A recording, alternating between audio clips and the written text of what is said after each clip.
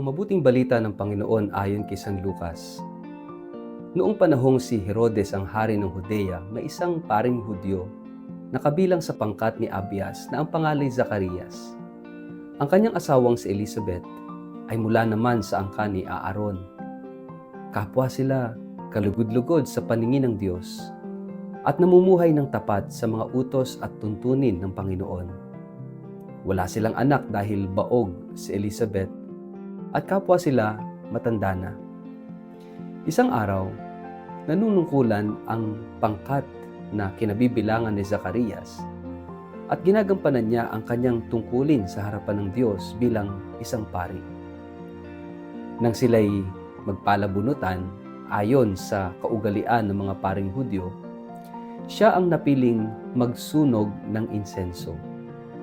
Pumasok siya sa templo ng Panginoon sa oras ng pagsusunog ng insenso. At habang nagkakatipo naman sa labas ang mga tao at nananalangin, nagpakita sa kanya doon ang isang anghel ng Panginoon na nakatayo sa gawing kanan ng altar na sunugan ng insenso. Nasindak si Zacarias at natakot nang makita niya ito. Ngunit sinabi ng anghel sa kanya, "Huwag kang matakot, Zacarias. Dininig ng Diyos ang iyong panalangin. Ang iyong asawang si Elizabeth ay magkakaanak ng isang lalaki at Juan ang ipapangalan mo sa bata. Ikaw ay matutuwa at magiging maligaya.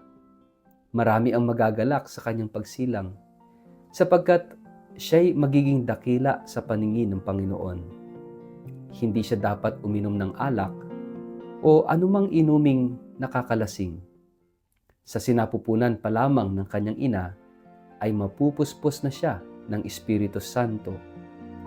Sa pamamagitan niya'y maraming Israelita ang magbabalik loob sa kanilang Panginoong Diyos. Mauuna siya sa Panginoon na taglay ang Espiritu at kapangyarihan ni Elias upang pagkasunduin ang mga ama at ang kanilang mga anak at panumbalikin ang mga suwail sa karunungan ng mga matuwid. Sa gayon, ipaghahanda niya ng isang bayan ang Panginoon.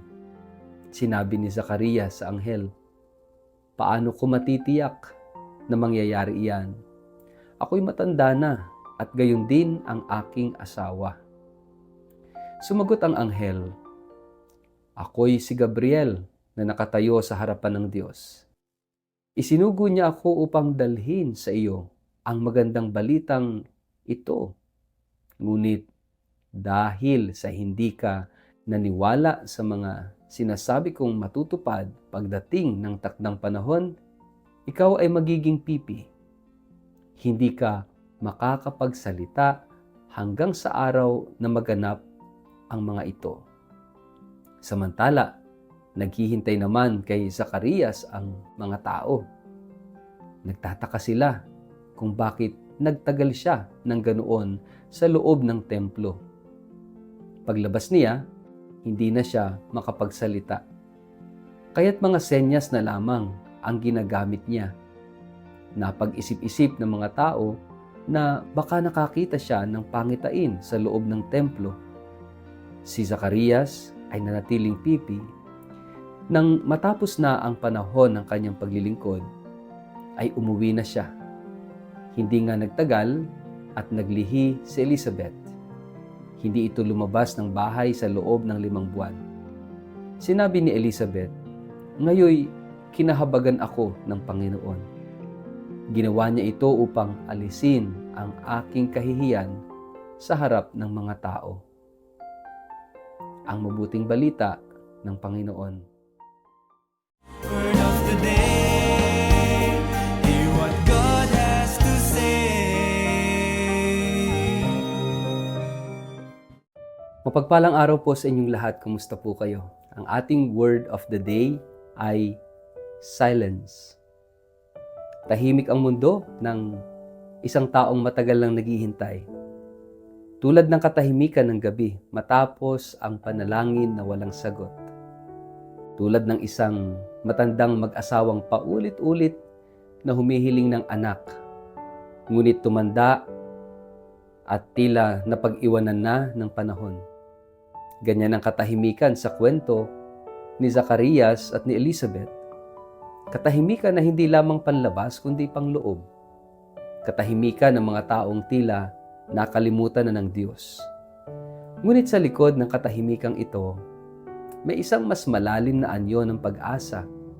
At sa araw na ito ng Adbyento, inaanyayahan tayo ng Ebanghelyo na pagnilayan ang kahalagahan ng katahimikan bilang daan ng pananampalataya. Mga kapatid, hindi natin madalas pinapansin ang katahimikan.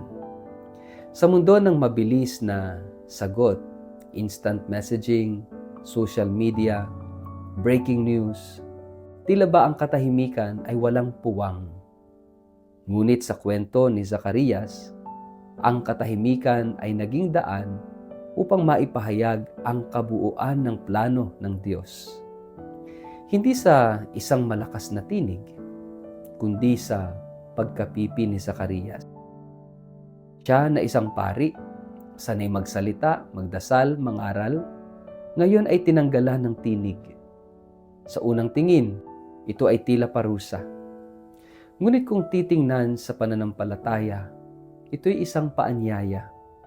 Tumahimik upang mas marinig ang Diyos. Kapag sinasabi nating katahimikan, hindi ito ang kawalan ng ingay lamang. Ito ay ang pagiging bukas sa presensya ng Diyos, ang pagiging handang makinig, ang pagtanggap sa hindi natin agad nauunawaan. Hindi pinagdududahan ni Zacarias ang kakayahan ng Diyos.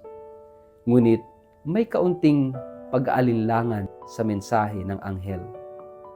Kaya't sa loob ng kanyang katahimikan, hinayaan ng Diyos na matuto siyang makinig, magnilay at manampalataya. Hindi sa pamamagitan ng paliwanag, kundi sa pamamagitan ng pananahimik. Napakahalaga ng katahimikan sa ating buhay, lalo na sa ating buhay pananampalataya. Kapag tayo ay laging nagsasalita, laging abala, laging nagpapatunog ng ating mga opinyon, nawawala ang espasyo kung saan pwedeng magsalita ang Diyos. Pansinin natin, ang Diyos ay dumadalaw sa katahimikan. Sa katahimikan, ipinahayag ng Diyos ang kanyang plano kay Zacarias. Sa katahimikan, lumago ang sanggol sa sinapupunan ni Elizabeth. Sa katahimikan, ipinahayag ang himala. At sa katahimikan din, ipinanganak si Jesus sa isang sabsaban. Sa gitna ng ating mga personal na adbyento sa buhay, mga panahon ng paghihintay, pagkalito o tila pagkalimot ng Diyos, ano yung ating tugon? Nagagalit ba tayo? Nagmamadali? O kaya'y sinisisi ang Diyos? O handa tayong yakapin ang katahimikan, hindi bilang pagkatalo, kundi bilang anyo ng pananalig? Marami sa atin ay may pinagdadaanan. Mga dasal na tila walang tugon, mga plano sa buhay na hindi natupad, mga panaginip na tila nalimot. Ngunit hindi ba't sa katahimikan din nahuhubog ang pinaka-matitibay na pananampalataya? Mga kapatid, ang katahimikan ay hindi katumbas ng kawalan ng presensya ng Diyos. Sa katunayan, ito ang tahanan ng Diyos sa ating puso. Kapag tahimik na ang mundo, kapag wala ng ibang tunog, kundi ang tibok ng ating puso, doon mas malinaw nating naririnig ang tinig ng Diyos.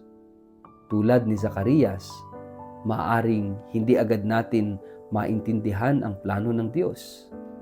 Ngunit sa katahimikan, tayo ay inaanyayahang maghintay, magtiwala at manampalataya. Sa ating panahong abala sa ingay ng mundo, paano natin maisasabuhay ang katahimikan bilang espiritual na disiplina. Simulan natin sa mga simpleng hakbang, ilang minuto ng panalangin na walang sinasabi kundi nakikinig lamang. Isang sandali ng pagninilay sa Ebanghelyo, isang hakbang na pagtanggap sa mga bagay na hindi natin kayang kontrolin. Mga kapatid, ang katahimikan ay hindi hadlang, kundi ito'y pintuan ng biyaya. Ngayon sa ating paglalakbay patungo sa Pasko na nalalapit na, ilang tulog na lang, tanungin natin ang ating sarili sa dami ng ingay sa mundo at sa ating puso. Naririnig pa ba natin ang Diyos na bumubulong sa atin? Handa ba tayong tumahimik upang siya yung magsalita? Siya naman. Sa gitna ng lahat ng ating mga hinihintay, ang Diyos ay dumarating, hindi laging sa ingay ng milagro, ng himala, kundi sa tahimik na pagdalaw ng pag-ibig ng Diyos. At gaya ni Zacarias, kapag natututunan nating tumahimik, doon natin mararanasan ang pinakamatamis na himala, ang katuparan ng pangako ng Diyos. Kaya nga, magandang manahimik din tayo, magtanong at magnilay. Ano yung mga ingay sa ating buhay ngayon na humahadlang upang marinig natin ang tinig ng Diyos? Paano tayo inaanyayahan ng Panginoon na pumasok sa katahimikan ng ating pananampalataya? Sa ngalan ng Ama at ng Anak at ng Espiritu Santo. Amen. Panginoon, sa gitna ng lahat ng ingay sa aking paligid at sa loob ng aking puso, turuan mo akong tumahimik. Tulad ni Zacarias, hayaan mong sa katahimikan ay lumago ang aking pananampalataya. Sa katahimikan, naway marinig ko ang iyong tinig. At sa iyong tinig, matagpuan ko ang tunay na pag-asa.